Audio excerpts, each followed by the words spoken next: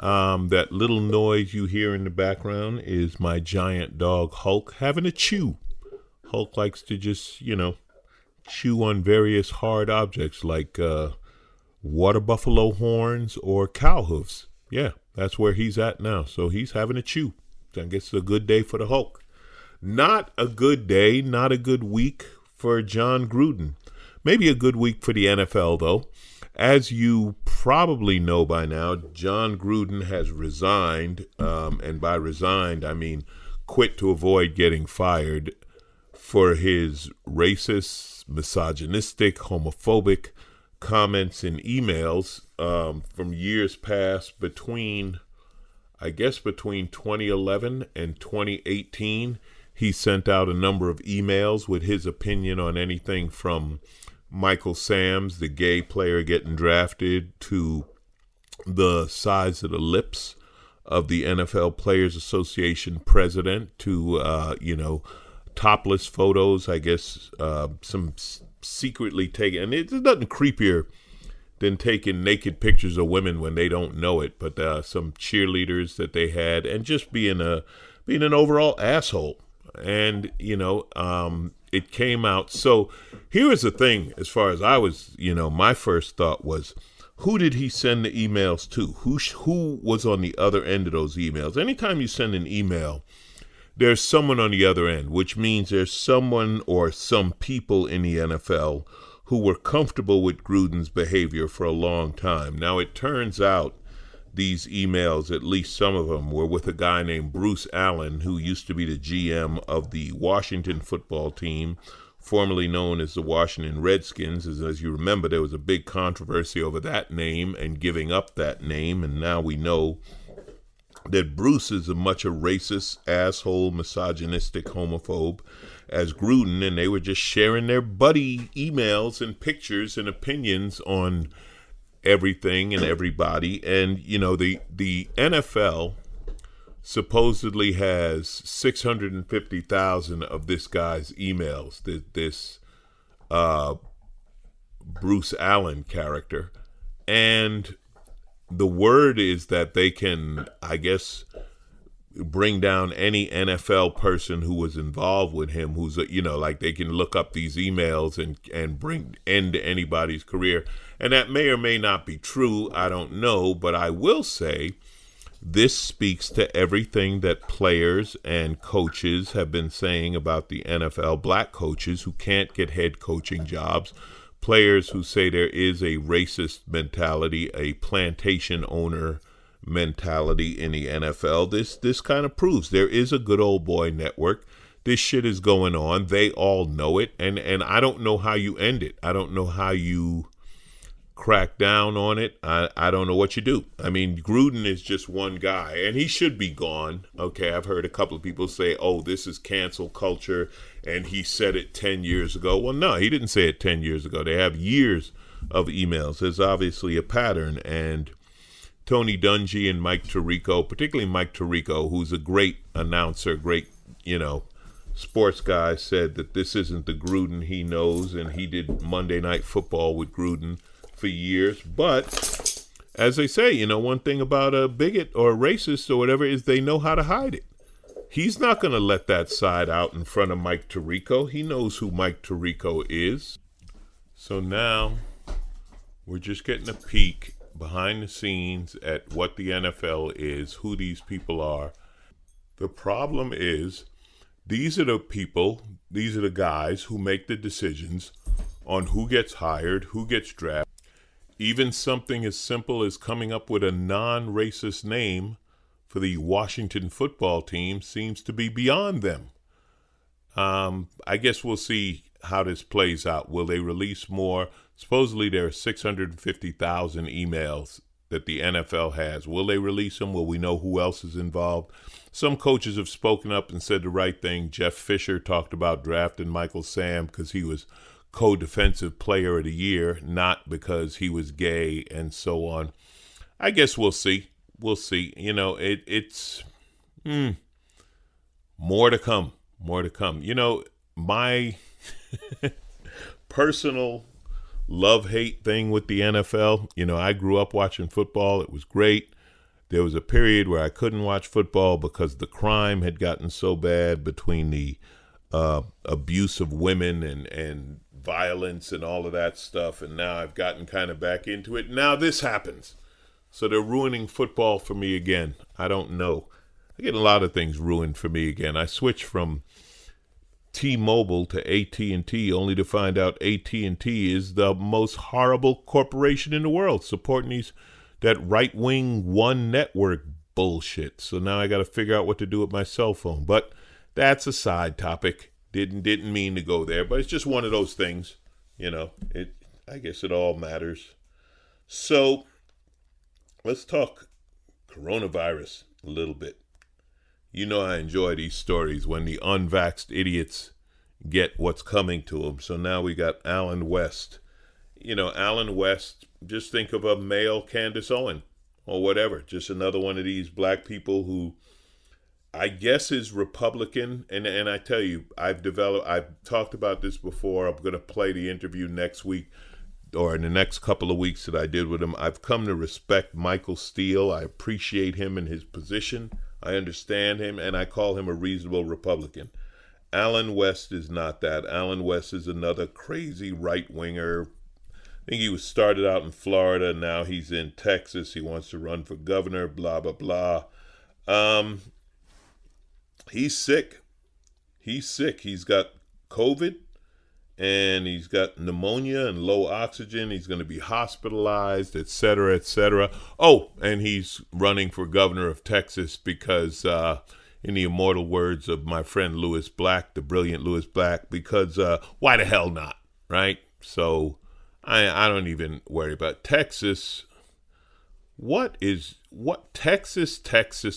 I'll be talking more about Texas, but first let me talk more about these anti-vaxxers, because here is something that I just don't get it. I don't know how people have the time. I guess that these are the people who lost their jobs over not getting the vaccine, and this is a California thing. And again, when I talk about this, like I'm going to talk about Texas, but it's not like California is perfect or without sin. We got our share of crazy. So they had to pass a law to make it illegal to harass people on their way into a vaccination clinic. So not only are you not vaccinated, now you have the time to go to places where people are getting vaccinated and stand out there and try to stop them. And some of these signs are hilarious. Okay, Moderna's not a vaccine, it's gene therapy. And save your soul, don't get vaccinated. Get that? What? So these idiots, they're and it's the same people. I was going to say they're using the tactic of anti-abortion people, but it's the same people. Okay, I don't get it. If you don't want to get vaccinated, fine. Here's the thing, and here's the hypocrisy and the stupidity. So you say you don't want the government to tell you what to do. You don't want anyone to tell you what to do with your body, which, by the way, total hypocrisy, because they have no problem telling women not to have abortions. But beside that, so what makes you think it's okay for you to stand out and tell people not to get vaccinated? Like, don't tell me to get a vaccine, but I can tell you not to get vaccinated. It absolutely makes no sense. These idiots shut down a vaccination site at Dodger Stadium, okay, and fine, you want to demonstrate, fine, don't get in the way. What if we had that law that Oklahoma passed that, if you block a car while you're protesting, we can run you down? I wonder what would happen if somebody ran down the anti-vaxxers. Then that law probably wouldn't be applied. That was a law written strictly so that crazy white people can run over Black Lives Matter protesters. That's all that law was written for. I'm not saying these people should be run over. I'm saying I don't understand these people. I don't understand people who have the time to do something that's stupid. It's like, hey, look how stupid I am, and I want you to be as stupid as me. I just don't get it. How does it affect people? It affected me. I lost a gig. I mean, I'll be fine, right? But I had a gig in Reno in November that's been canceled because the venue had a bartender who refuses to be vaccinated. So now they had to find a new bartender, but then they were worried about him bringing COVID to work, so they had to replace more of the staff, etc. So basically the venue cannot operate for another month while they restaff the venue because of this one idiot. And this is what they call freedom, right? So I have the freedom to ruin it, not just for me, but for other people. I've said this before. I'll say it again for those in the cheap seats. You have the right to not get vaccinated, but it means you can't participate in society the way people who are vaccinated are. Like Kyrie Irving. Now, Kyrie Irving is a basketball player, for those who don't know, an exceptional basketball player. Okay, Kyrie Irving won a championship with LeBron in Cleveland. He went to Boston, then he went to the Nets. Kyrie Irving is top talent in the NBA. Kyrie Irving is also, how shall we say it, his own man, as in the world is flat and there's weird reasons for him missing games that nobody really knows. It's kind of like Dennis Rodman, but not funny. That would be Kyrie Irving. And now he refuses to get vaccinated. So initially they said he couldn't play home games because he plays in Brooklyn and New York has a vaccination requirement. And then the team said, you're suspended. We don't want you. They don't want a part-time player, which is understandable. So now they don't know what to do with Kyrie Irving. Maybe he's out of the NBA. Maybe. I don't know. The NBA doesn't know. The Nets don't know. Kyrie Irving makes no sense. Oh, by the way, I don't know what's going in my body. I don't know what they're putting in my body with that vaccine. Really? Johns Hopkins, which I guess using them as a reference to anti-vaxxers is ridiculous, right? Because obviously Johns Hopkins would be in on the conspiracy to create the fake virus that was designed to stop you from voting so Trump wouldn't win, or some such conspiracy. I don't even know. But let's just say Johns Hopkins University researchers know what they're doing. I don't know, because they do. They have found traces of hundreds of unknown chemicals in electronic cigarette vaping liquid. Hundreds of unknown chemicals in vaping, okay? There's a handful of known and dangerous compounds, and then there's a bunch of stuff they don't even know what it is. It's just, quote, the problem is that e-cigarette aerosols contain other completely uncharacterized chemicals that might have health risks that we don't know about yet. More and more young people are using these e-cigarettes, and they need to know what they're being exposed to. No, they don't. No, they don't. They don't know what's in the vaping, but they'll still vape. But you can't get that vaccine because you don't know what's in it. All that's in it is some horrible chemical that will stop you from getting a deadly virus. Right, Alan West? Yeah, better stop that. So I said I was going to talk about Texas. The level of fear, anger, hatred, ignorance, misunderstanding, manipulation is off the scale. It is unbelievable what's going on in Texas. So they're having a gubernatorial election, and the opponent, Greg Abbott, the idiot governor of Texas, his opponent in the primary, Don Huffins, like, you think Abbott's crazy, and then you see who he's running against, you're like, whoa, now I see how he won. So this guy, Don Huffins, says that the fact that on the Department of Family and Protective Services website, there was an anti-suicide hotline for transgender kids, okay, to stop trans and gay and the LGBTQ community children from, or young people from, committing suicide. There's a phone number there. And he says, this guy running against Abbott says, they're promoting transgender sexual policies to our Texas youth. In other words, reaching out to try to prevent these marginalized kids from committing suicide. You're somehow promoting transgender, right? Mind you, these are the pro-life people against a phone number to help stop suicides amongst a group that I'm not going to say likely to commit suicide, but definitely a group that's going to have a tough time. You know, if you're a young gay or trans person in Texas, life is hard enough, and you might reach that breaking point, and there's a phone number that might save you, and they're like, nope, get rid of it. And sure enough, that's what they did.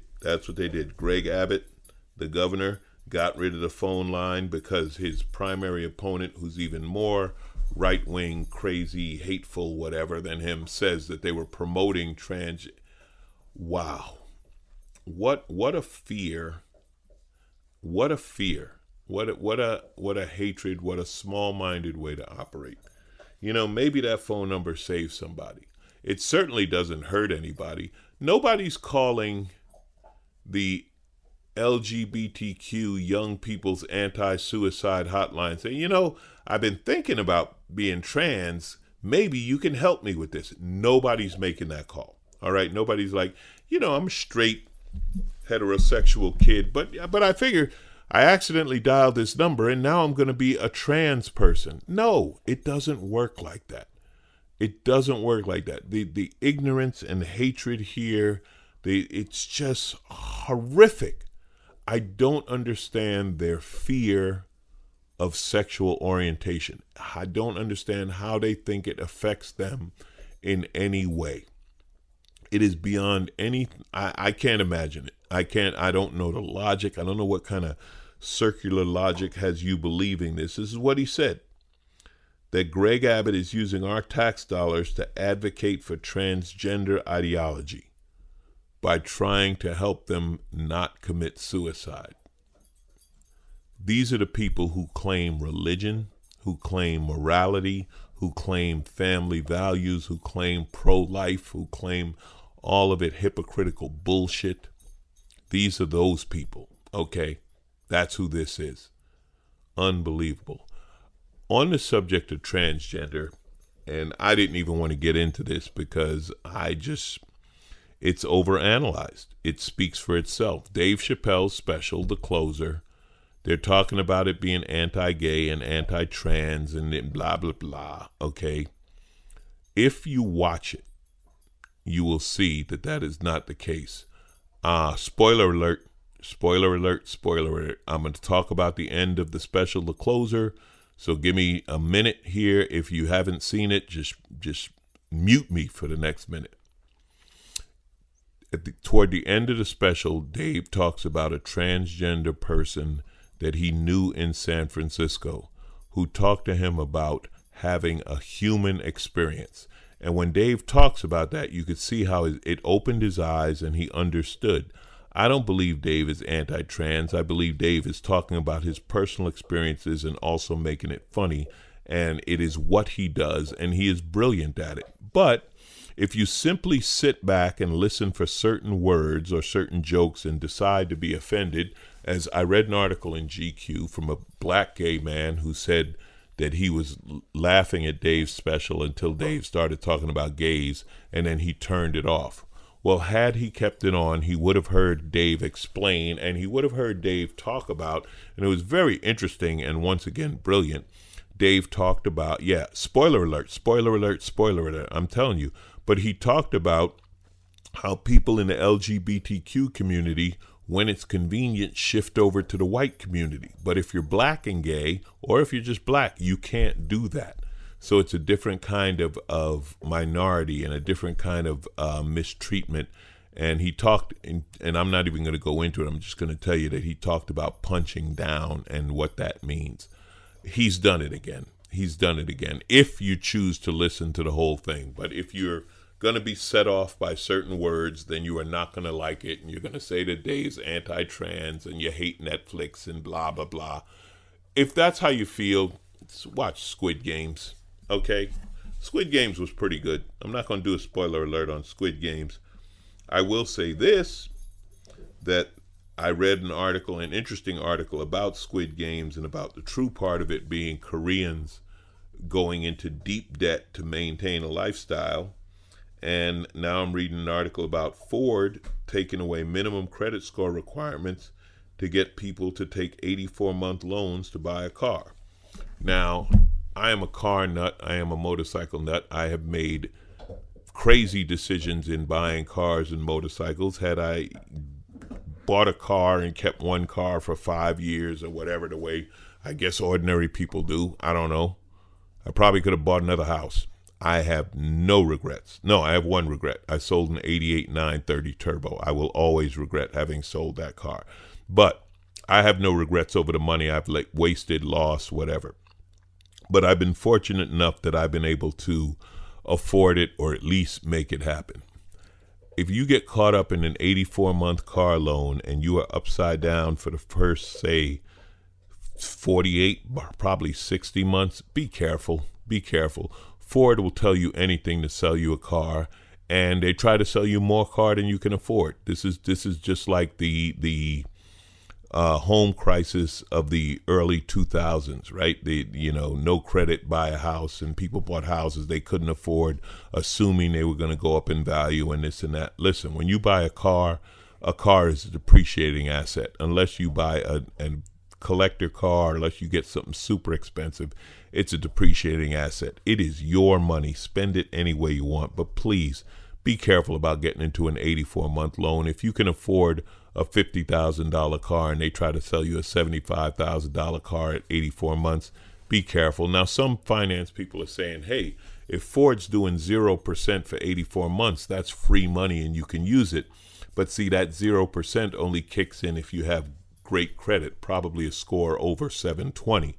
If your score, and Ford's now saying they're not looking at your score, they're looking at your score. But if you don't make that much money or whatever, be careful. That's all I'm going to say. Ford's doing this not to make it easy for you. They're doing it to sell cars, okay? And again, I'm not judging. Spend your money the way you want. Drive what you want. I was talking with my brother. He's got a friend who retired and bought a garage full of Porsches. And he was like, people are talking. It's like, hey, man, you got the money? You worked all your life? You retired? This is what you want to do? Go ahead and do it. The last thing I would ever do is tell somebody how to spend their money. I'm just saying that when a car dealership or when a car company like Ford says, hey, we got an idea on how you can get a car, just be careful. Used car values are high now. They're not going to stay that high. They're going to drop. I could go on. There's a lot that happened this week. I want to talk about airlines. I'm not going to talk about them right now. Nobody knows what's going on. Southwest canceling thousands of flights. It wasn't because of Biden's vaccine mandate. Isn't it funny how anything that happens, somehow there's a conspiracy that blames it on Biden or on the president or somehow figures it out. I don't know who makes these up. Some of them are very creative. So they're claiming Southwest canceled thousands of flights. Southwest is saying it was because of the weather in Florida and it had a ripple effect and they're having problems with employees, etc. But somebody said, no, it's because Biden is going to require vaccinations to fly. I don't know. Who comes up with these theories? I don't know. They're good. American Airlines is changing their rules, and Lord knows I've had more than enough trouble with American Airlines. But what they're saying is that if they cancel a flight, they can put you on the next. See, the way the rule works now, they're supposed to put you on the next flight. So, example, I had a problem. I was stuck in Austin. American delayed my flight. I was supposed to fly out at 6 in the evening. American delayed that flight to 7:30, which would have caused me to miss my connection. So they rebooked me on a flight at 5 o'clock the next morning. Well, I couldn't wait till the next day. I had to get home. I got work to do. I got stuff to do. So they put me on their 3 o'clock flight because it had been delayed till 5 p.m. Okay, so now I'm going from 6 back in time to 3 because 3 is leaving at 5. Only it didn't leave at 5. It was 5:30 and it wasn't leave, blah, blah, blah. Ultimately, I bought a ticket on Delta. I bought my own ticket, 8 p.m., flew Delta, and then hit American Airlines up for the refund, and they gave me the refund. That rule may be changing to where you have to just wait for the next American flight, which if you're like me and you're a business traveler and you have to be somewhere because that's your work is involved in travel, you could really get screwed. And where's American doing this? They're doing this in that rules of carriage. If you are old enough to remember paper airline tickets, they used to come in a folder, and there was a ton of small print on that folder. That's where they hide these rules. So airlines are getting back to normal, and by that I mean screwing the customer. We still haven't got back to change fees. They will be coming, but let's enjoy it while we can. Speaking of enjoyment, I'm going to wrap this podcast up with another interview from my days at KBLA Radio, and this time it is going to be the brilliant Marcus Miller. Marcus Miller is a bass player. He is a composer. He is a musical scores to movies. I think if I tell you Marcus Miller played in Miles Davis's band at the age of 21, and before he was 30 wrote a cut for Miles Davis called Tutu, and while he was doing that was Luther Vandross's musical director, you get an idea of how genius this man is in music. And I'm honored to have him as a friend. I use his music as the theme for this podcast. I used to use his cut called Detroit. Now I'm using one called Funk Joint. So I got to interview Marcus when I was with KBLA over the summer, and we're going to replay that interview right now. So I thank you once again for listening to Who's Paying Attention. Marcus Miller is coming up. You're going to have a great interview. This weekend, Friday night, I'm going to be in Hollywood at the Improv on the 8 o'clock show and at the Laugh Factory on the 10 o'clock show. That's right. I'm cheating on one club with the other club. You figure out which one I'm cheating on.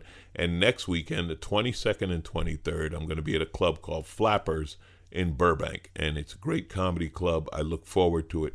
It's so good to be back out there live. Who's paying attention? You are, and I appreciate it. Sorry about the Hulk making noise in the background, but what are you going to do? You got a Great Dane? They're going to chew. You guys are the best. Keep laughing. Stay safe. Get vaccinated. Wear a mask. Don't get sick.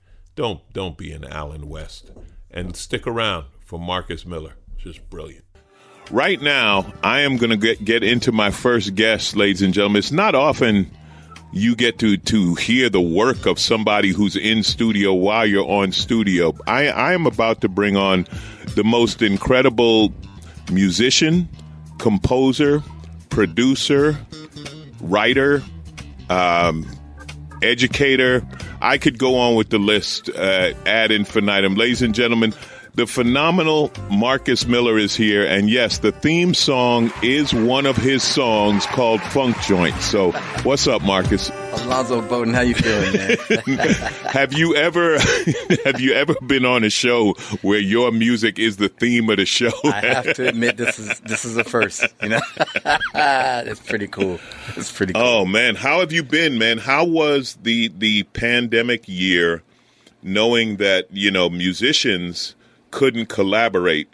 We always talk about this, and to everyone listening, I am honored to have been a friend of Marcus and be a friend. We've been friends for years, and one of the big differences is I work alone, so I can right. work, but you right. work with the band or the orchestra. So right. What was it like? Well, I'll tell you something. If the pandemic had happened 50 years ago, music would have really, it suffered. It would have suffered even more because at that time there was no way to make music without getting 5, 6, 7 people in the same room at the same time.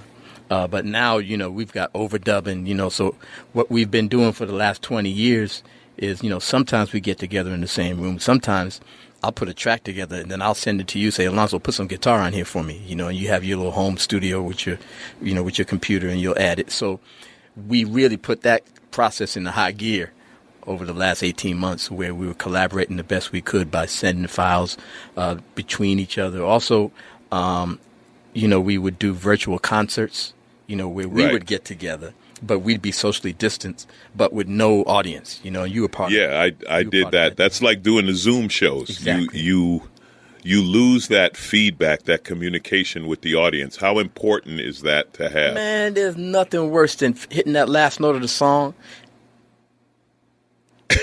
Nothing.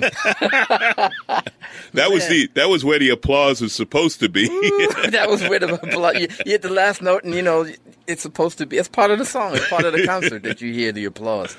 And, especially for African American musicians who play for African American audiences, because, I play all over the world. I play in Japan. There's no one saying anything during your show. Right. They just listen. You play something really like you break a good lick off, and you're in Detroit, somebody's going to yell at you, and tell you did a good job. In Japan, it's quiet. But if you're used to playing for black audiences, man, that silence is really unnatural. Now, you had an experience with that. And I'm already getting texts. They're asking you to speak into the mic. They're like, "Sorry, we can't hear him. What's up, everybody? We can't hear him." Okay, thank you.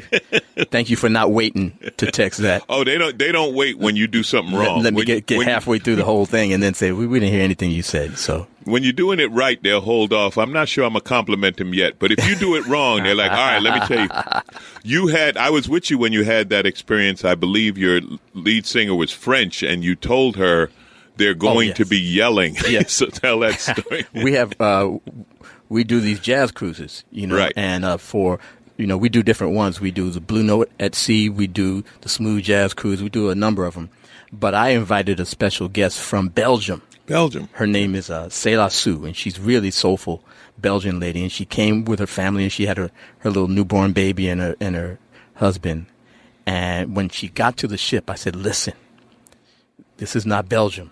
Okay, when you sing, if you sing something good, they're going to be yelling and screaming at you. That's a good thing. Okay, don't let it throw you off. And man, after the show, she thanked me so much. She said, I would have never been ready for all those people hooping and hollering in the middle of the song. Yeah, because she was killing it. She was killing it, and the audience let her know, So now she's been baptized. I love that, and we're going to talk about that more. The universal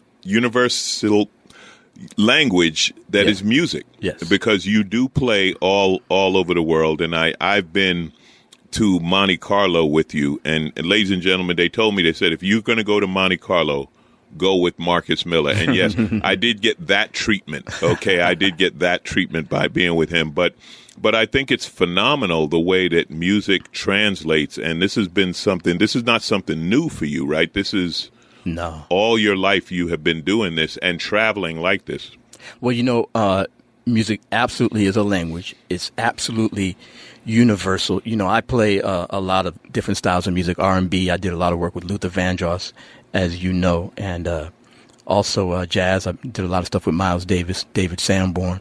The thing about instrumental music is that we really can go all over the world because there's no language, there's no lyrics that anybody's singing. So we've played in Asia, we've played in Africa, we've played in Europe, South America, everywhere, you know what I mean? And we can really connect with people, Some places I know how to say hi to the audience. Other places I don't even know how to say hi, you know what I mean? So I just start playing, When we come back, I'm going to talk to Marcus about that because he glosses over playing with Luther Vandross and Miles Davis. But not only was it incredible that you did it, the age at which you did it. So you will be an example of what people can do, and you're never too young. Coming back to KBLA 1580 AM, this is Alonzo Bodden. The show's called Who's Paying Attention, and I'm sitting here with Mr. Marcus Miller. This is Alonzo Bodden. You are listening to the show Who's Paying Attention. The station is KBLA Talk 1580. The number is 800-920-1580. Lock it in. We are taking your calls, and we are listening. Right now, I am here with composer, producer, performer, musician Marcus Miller. Yes, the song, every song, Korn, my engineer Korn is on top of it. So I promise you, every break, whatever you hear, will be a Marcus Miller song. Okay, I guarantee you that. So Marcus, before we went to break, you were talking about playing with Luther, and you were his musical director, right? And playing with Miles Davis and Sanborn and all of these artists. But talk to the audience about, and this blows my mind, how young you were when that started. We were talking off air about musicians taking off from school to go to work. So talk about that, how you started at that young age. Well, let's see. My first professional tour was with a flute player named Bobby Humphrey, right? And she was very well known in the late 70s. And very talented. She was on the Blue Note label, and I was probably 16 or 17 when I would do touring with her. She didn't tour very far. You know, we lived in New York and we would go to Philly or we'd go to Boston, you know, kind of in the immediate area. And then I went on the road with a guy named Lenny White. And Lenny White's a tremendous drummer. He was playing fusion style music. He had played with Chick Corea, which was a really famous fusion group. And he had just left. He started his own band. He took me out. I was 17 for that. And then I settled back in New York and started working. As you said, I met Luther Vandross. I love that. You know, I was 17. Then I settled back down. You know, can you imagine being like 16, 17, touring? It was like summer camp, you know, like, you know, there was, you know, you meeting all these new people and you were experiencing all these new things, and then you get to play music every night, you know, so it was pretty cool. But when I got back to New York, I met Ralph McDonald. And Ralph McDonald was a really successful producer. He played percussion, and he wrote "Where Is the Love" for Roberta Flack and Donny Hathaway. He wrote "Mr. Magic" for Grover Washington Jr. Some of you don't know about these songs, but these were big songs back in the day. And then he wrote "Just the Two of Us" along with Bill Withers. So anyway, Ralph, I played on a Bobby Humphrey record for Ralph, and he said, "How old are you?" I said, "I'm 18." He says, "Can you read music?" I said, "Yeah." He said, "Don't BS me. You know, I need to know you can read music because I'm going to start recommending you to play studio sessions." I said, "No, I was trained in classical music. I can read." Okay. Man, within 2 months, Alonzo, I was working in the studios from 8 in the morning till midnight every day. I was playing with Roberta Flack, Elton John, Carly Simon, Stephanie Mills, the Spinners. It didn't matter. I just walked in. I didn't know. You didn't know what you'd be playing that day. You just knew you'd be playing. Show up and they're going to put the music in front of you, you know, and, you know, Peabo Bryson might walk in, you know, Frank Sinatra. It was nuts. But I met Luther Vandross then, because Luther was the equivalent as a background singer, right? He was the top background singer in New York City. If you needed oohs and ahs and all that stuff that happens behind the lead singer, Luther would put it together for you. He would think of what you should sing, and he'd call the singers to sing it with you. He was so good at that, you know, and we would work with Roberta Flack, you know, and he and I became buddies, you know, and when he decided to do his first demo, he said, "Come on, Marcus, I need you to play bass on my demo." And that demo ended up being Never Too Much, right? So this was your education, right? I mean, you talk about going to school, and you did, obviously, you learned classical music, you learn to read music, write music, etc. But I'm just thinking, this education, did you know at the time, like what you were even learning? And what I mean by that, sometimes we don't know what we learned until we look back and say, oh, that's this. So playing with so many different artists, so many different genres, and being ready for anything, that was a big part of the education, right? Oh man, it's exactly like you say. I'll find myself in situations now where I have a solution. You know what I mean? Listen, we need you to score for an orchestra I just did a movie called Safety that came out around Christmas time for Disney, and it called for a big orchestra and a marching band, you know. I said, okay, no problem. I studied that in college, you know. Or, yes, I remember sitting next to the arranger when I was doing sessions. So, you know, I don't even know all the stuff I know until I hit a situation where I need it. I go, oh, I remember that, you know. So, yeah, and when you're that young, man, you're fearless and you're just enjoying every minute and you're soaking stuff in. So it's absolutely true. So what is that like being with Luther? Because Luther was Luther. Yeah. I mean, he was it. He was, you know, a lot of our listeners, they don't know, but they were conceived to something you wrote. They you know, if they were born in the 80s and 90s, there's a good chance. You know what? I hate to tell you this. But listen, you know, he was Luther, but he had a hard time getting a record deal. Really? You know, go back to 1979, 1980, 1981. Who was big, like in black music then? You know, Earth, Wind and Fire, Cameo, Lakeside, you know, to have a band, you had to have 12 dudes with different colors, you know, like big, bright clothes on and afros. You know, it was transitioning to like Jerry curls at the time, you know. But Luther would go to the record companies with his demo, which included Never Too Much and 3 other songs. And they'd say, okay, yeah, you can certainly sing, but what's your hook? What's your gimmick? You know? And Luther was like, gimmick. I can sing. That's my gimmick. But, they were like, I don't know. Maybe we'll put you with a producer who can gloss your thing up a little bit. Right. And he stood his ground. Eventually, he got a record deal. It took maybe a year and a half. He eventually got a record deal. A guy named Larkin Arnold gave him a record deal. Larkin is a legendary music executive. And although the label people couldn't hear it, the audience, once that stuff hit the radio, it was done. Never too much. And House is Not a Home. It was a wrap, and the rest is history. And while you're doing this, you're also working with Miles Davis. Just so the audience has an idea of who we're talking to here. Yeah, in my spare time. So what was that like? What is that experience? I was on one of those recording sessions I was telling you about, and I got a note that said, call Miles Davis. And he had been in retirement, Alonzo, for maybe 3 or 4 years, maybe closer to 5 years. So we didn't know if he was alive or what he was doing. And he sent me a note to call him. I called him and he said, hey, man, can you be at Columbia Studios, which is a legendary studio. So many incredible jazz records were recorded there. And it's in New York. So I said, what time? He said, in an hour and a half. And I was like, okay, no problem. So I finished what I was doing and walked over to, in New York, you just walk from one place to the other. Walked over to Columbia Studios. And he walked in, man. And that's literally, for a jazz musician, seeing Miles Davis walk in the door, that's like seeing Jesus walk in. You know what I mean? Except I was looking up in the sky for him, and he was only 5'6", so I had to lower my view. But he was incredible. He was, very unique, man. Very, he could get real salty. He'd been through a lot.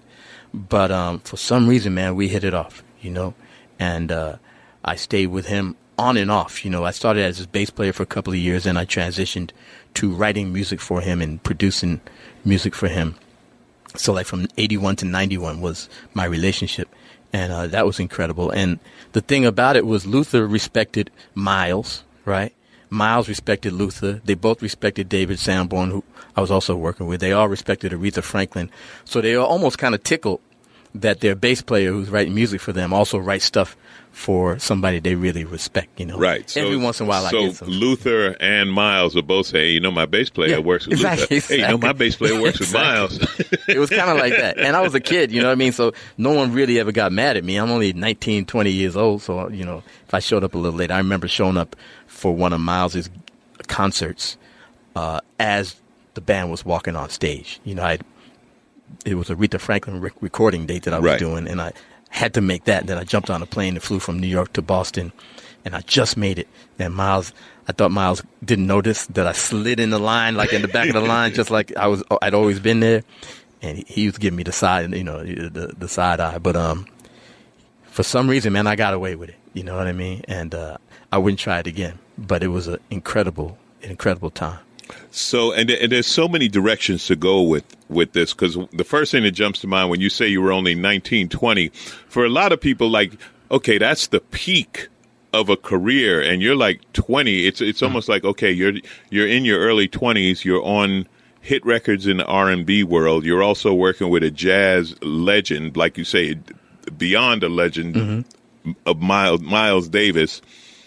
So where do you go from there in your head? Like, okay, well, now what do I do? And when did you start your own recording career? When did you do the first Marcus Miller record? Well, the first progression was going from simply being their bass player to me saying, hey, man, I got a song for you. Can I play it for you? You know what I mean? And these artists started performing my music, which was the first progression out of just being a bass player. And it was definitely a move up. And then they would ask me to start producing, like being in charge of the whole thing. Because even though I was young, they could tell that I had a good overview of how the music should sound, and I could communicate with musicians. So that was another progression. And that lasted through the 80s. Miles passed in 91, right? And that's when I said, I made a couple of albums on my own, but they were kind of things that I squeezed in between all this other stuff that I was doing. But once Miles passed, I was like, well, who else am I going to play with? You know what I mean? I guess it's time for me to start doing my own thing. So I began recording what I consider like my first like instrumental album in 91 and took off from there. And at the same time, gentleman named Reginald Hudlin. He contacted me. He said, I've been a fan of your music for the last 10 years. I'm a young filmmaker. I got a movie House Party that just got picked up by a new company called New Line Cinema, and I want you to do the music. I said, I've never done music for a film. He said, you'll be fine. He sent me the tape, the VHS tape, and said, just write, you'll figure it out. And that's what I did. And next thing I know, man, House Party's a hit. Then we did Boomerang, and then next thing I know, I'm doing movies as well. So that's how it progressed to a point where this is where I am now, where I do my own thing and I write music for film. I want to talk to you about one of your songs from a movie because it was actually featured at the Oscars this year. So I definitely want to talk to you about that. But before that, I want to talk to you about something you did that really is historic and Tutu, which you did with Miles Davis, which what's it like? I mean, Tutu, Bishop Desmond Tutu, when you're writing that, do you feel the impact of this music? Do you like Bishop Desmond Tutu, Miles Davis? Because now we're into history, and I talked to you about this, and we'll talk about this more. But the movement and Black history, and not just here in the United States, but worldwide, to be a part of something like that. How do you get your head around something that big? Man, Alonzo, I didn't think about any of that. I'm 25. And, I am following the struggle against apartheid at the time. And, of course, we all knew about Nelson Mandela. And but my dad's dad, he was an Episcopal bishop, right? And Bishop Desmond Tutu was the same, an Episcopal bishop. So I felt a little connection. I said, man, people aren't aware here in the States of Tutu like they are of Mandela. Right. And so I started writing this tune and it had a vibe. And I said, you know what? Yeah, man, I'm going to make this about Desmond Tutu. I played it for Miles. I was a little unsure because you can make a political statement if you're the artist, but if you're the writer, do you hand the artist a political statement? Like, they might not necessarily agree with that, but he said, oh, yeah, let's do it. He embraced it wholeheartedly to the point where he not only performed the song, Alonzo, he named the album Tutu. So it became the centerpiece. And he took this photo that's just his face, but stark, no touching up of anything. And it was black and white. And it was really, really effective and really striking. And that album really, really made a lot of noise for Miles. And it connected him to the apartheid movement. I had no idea that people in Africa would even hear the song because I had heard that, they really censor what people can hear there. So I said, well, it's good for America. People will hear it. I got to South Africa. I was going to say, what's it like when you go to Africa having written that song? Dude, I can't explain it to you. I arrived in South Africa. I had my own band at the time, and they invited us down there. And I showed up, and they invited me to a radio interview. And the interviewer said, what does it feel like to have written the most important American contribution, musical contribution to our struggle? And I said, what song are you talking about? And she said, Tutu, do you know how that affected us? How much strength that gave us? And I said, wow. She said, how does it make you feel? I said, it makes me feel like I need to call a rehearsal because we don't have Tutu in the set that we're about to play for you. So anyway, that's how. Ladies and gentlemen, I am here with Marcus Miller. The show is called Who's Paying Attention? The station is KBLA 1580 AM. You just heard it. The song that was the most important American musical contribution to the movement in South Africa. And when we come back, we're going to come to a song that was very important to the movement here in the United States. It's Alonzo Bodden. I'm sitting here with Marcus Miller, KBLA Talk 1580.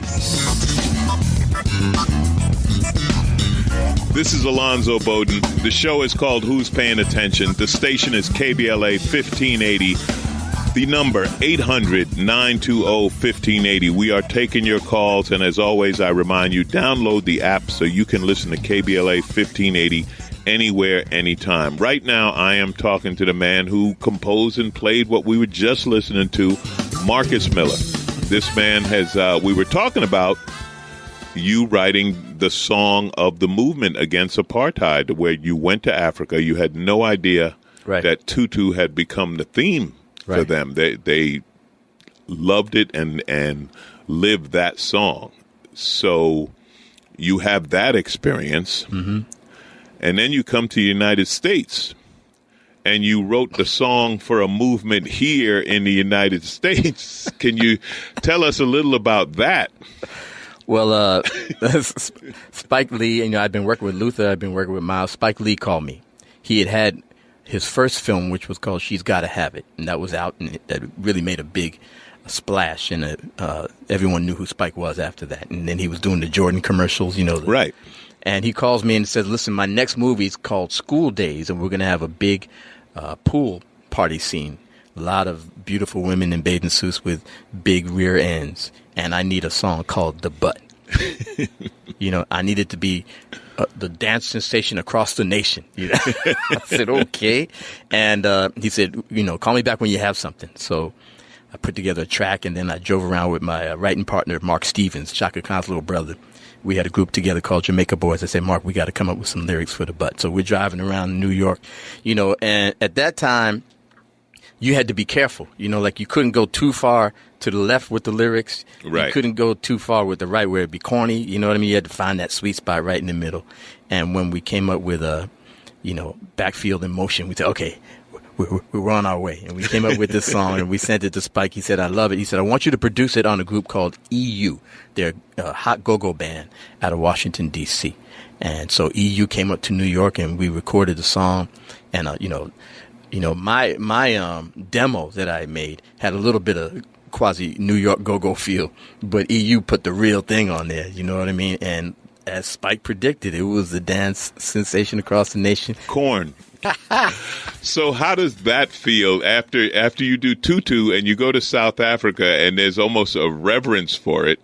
Now, a couple of years later, you're in the streets of New York, and everywhere you turn, because this was a time when hip hop, and I want to talk about this because I love your views about this, but this is when hip hop and DJs, they were in the parks. Right. Exactly. Spinning, and it was outside all summer, and you're hearing The Butt all over. How does that feel? If I'm going to be honest, Tutu, contributing to the struggle against apartheid, and The Butt in the park, 50-50. 50-50. It's just as wonderful to hear The Butt in the park as it was to see how they reacted to Tutu.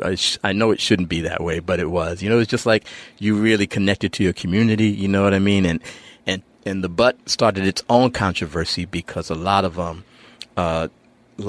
conservative blacks, reacted negatively to The Butt. Oh yeah, that wasn't proper. Yeah, it wasn't proper, and they didn't want us to perpetuate stereotypes. And Spike, I think it was in Harper's Magazine.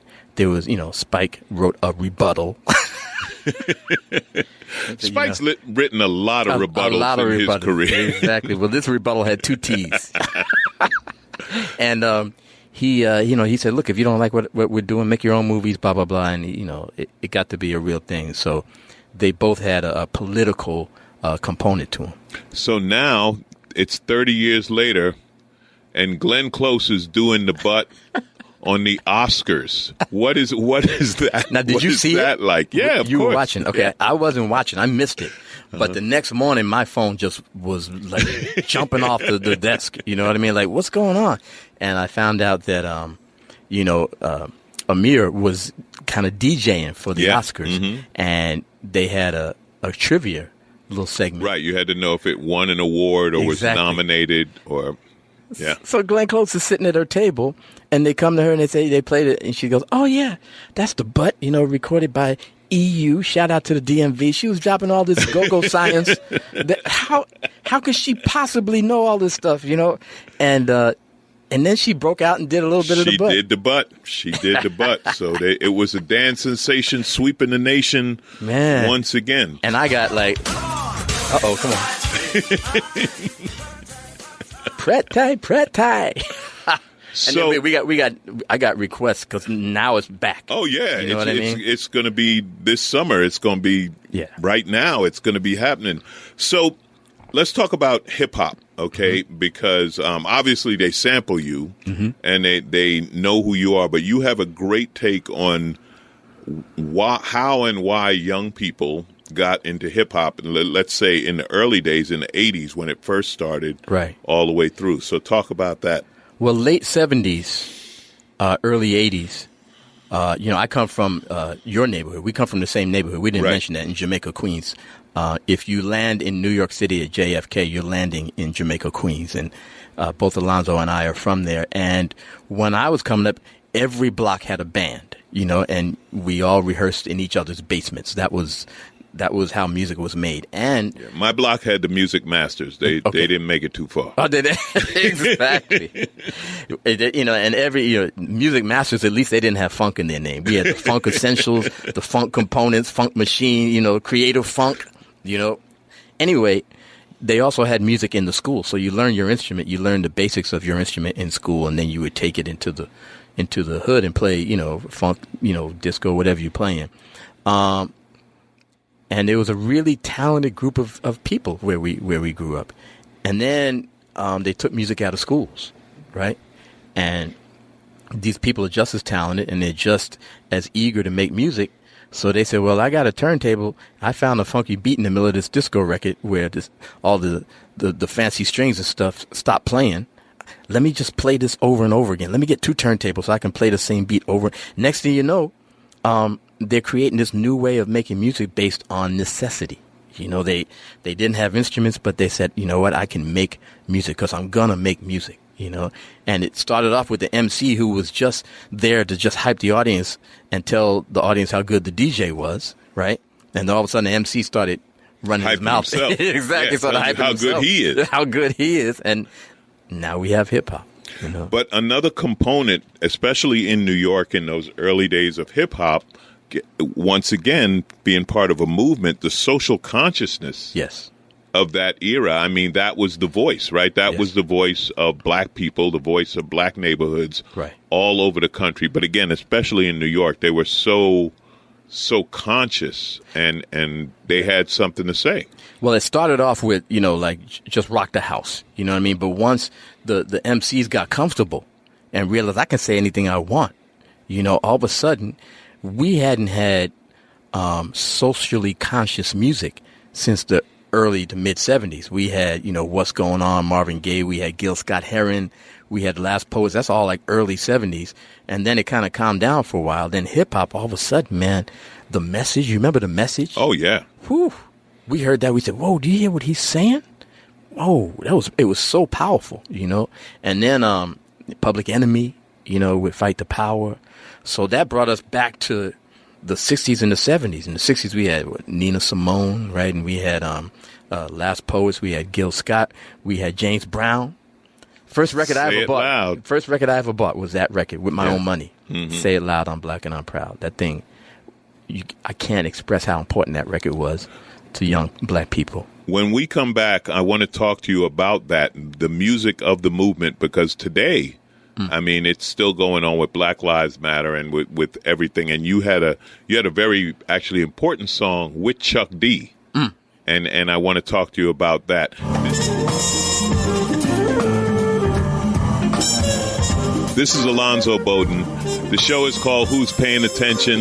The station is KBLA 1580 AM. We are unapologetically progressive. In this hour, we are unapologetically musical because I am here with the brilliant Marcus Miller. And what you were just listening to was one of the versions of Tutu, which is an absolutely phenomenal track and by Miles Davis, dedicated to Bishop Desmond Tutu. Now, I notice that song is a great song, and I'll tell you how I know it's a great song. Marcus taught me a long time ago, all great songs start with the bass. Right? Which, of course, is not true, but don't ask me, okay? Don't ask me, But come on, let's see.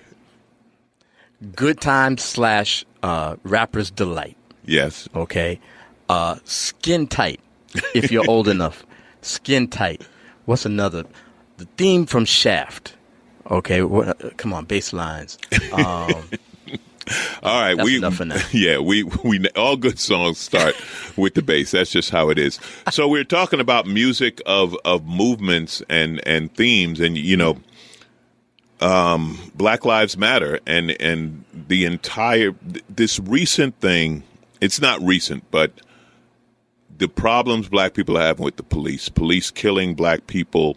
Innocent black people dying, not being prosecuted for it.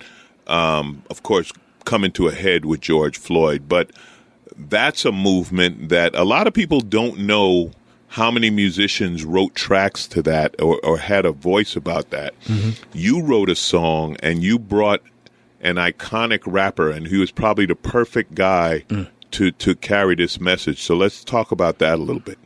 Yeah, I was working on an album called Aphrodisia, and it was, I was collaborating with African musicians and Caribbean musicians just to show the connection of African-American music and their roots. And then almost, I was almost done with the record, and then this whole thing went down with Eric Garner, know, and I was like, you know what? I can't finish this album without addressing it, so I wrote a song called I Can't Breathe, and I just put out a shot in the dark, to Chuck D. I said, man, are you around? And he said, man, I'm right down the street. I said, wait, you're down the street? Yeah, I'm driving on the 405 in L.A. I said, wow, can I send you this track? And he said, absolutely, and he did his, he put some lyrics to it, which was just incredible. And what's really incredible, that was 2015? All of a sudden, I start hearing the song again because it's equally applicable to things that are happening now. Like the situation is continuing, and so it's just incredible. It is. It's unfortunate, right? Not that we want the song to go away, but that it remains so topical and so on point even now. So when we come back, we're going to talk about Marcus in the future, what he's working on now, what we're going to hear from him. In studio, we have the incomparable Marcus Miller. We've been talking for the last hour about his career, about his music, about the music of so many movements that it has been a generational thing. I'm hoping nothing else goes wrong and you have to write about that. But if it does, we'll be calling. We'll be calling you. If we got a problem, Marcus, we're going to give you a call, I wish we had gotten to talk more about issues, so you're going to have to come back because I want to talk with you about that, about everything that's going on, not just in the black community, but in the community as a whole. But right now, what are you working on now? The pandemic is things are opening up again. Are you going out live? Are you still in studio? What's going on? Well, right now I'm still in the studio. I'm working on the music for a documentary called Fat Tuesday. You familiar with Fat Tuesday? Yes. Fat Tuesday, for those of you who don't know, happened at the Comedy Store, which is a really famous comedy presentation venue on Sunset Boulevard in Hollywood. I have been on the show back in the day. It was Guy Torry's show back in the day. Exactly. So there's a documentary about a 3-part documentary about Guy Torry and the Fat Tuesday. We don't think we have enough time for me to explain the whole thing, but it's really interesting. And if you're into comedy, because this thing features all these guys in their early days: Jamie Foxx, Martin Lawrence, Robin Harris, Cedric the Entertainer. So you should check it out when it comes out. That's going to be fantastic. What about live? Are you back out yet? Will you be? I'll be back out in August. Okay.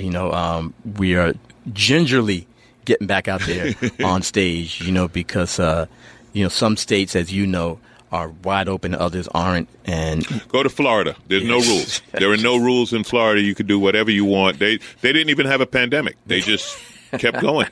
Exactly. I'm sure Florida's on the list, Florida with Texas. Yeah. So I don't know, but we're going to get going. And I think by the fall we'll be rolling, unless there's, some more development. Right. Hopefully there isn't anything else developing in COVID that would slow you down. Marcus, I can't thank you enough, man, for coming down and dealing with post-pandemic traffic to get here, right? Everybody's back on the streets. That's the one thing that's got us. The traffic is back, and news and traffic will be coming up at the top of the hour. But, ladies and gentlemen, this has been Marcus Miller. What social media? Where do they find you? MarcusMiller.com. Also, The Real Marcus Miller on Instagram. I'm on that a lot. The Real Marcus Miller. The real Marcus Miller has been here for the past hour. Thank you so much. This is Alonzo Bodden. Who's paying attention?